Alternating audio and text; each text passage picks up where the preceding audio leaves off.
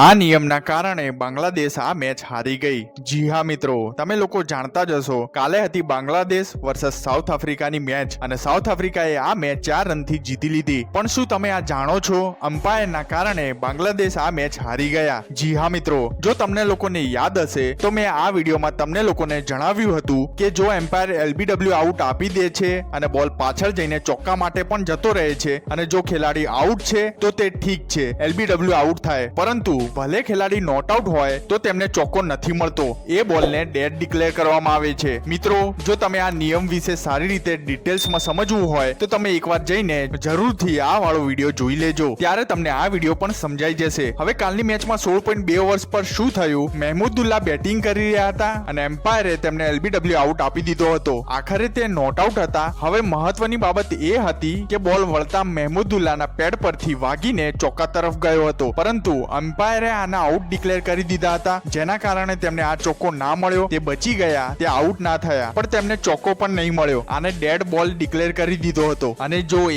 જ 4 રન્સ મળી ગયા હોત તો કાલની મેચનું રિઝલ્ટ કંઈક અલગ હોત। બાંગ્લાદેશના ફેન્સ આ વસ્તુથી બિલકુલ પણ ખુશ નથી। પણ મિત્રો, તમારા લોકોનો શું મંતવ્ય છે આના પર? વિડીયોને લાઈક કરી મને કમેન્ટ્સમાં જરૂર જણાવશો, સાથે અમારી ચેનલને સબસ્ક્રાઇબ કરી લેજો, જેથી કરીને તમને આવા ક્રિકેટના લગતા સમાચાર મળતા રહે।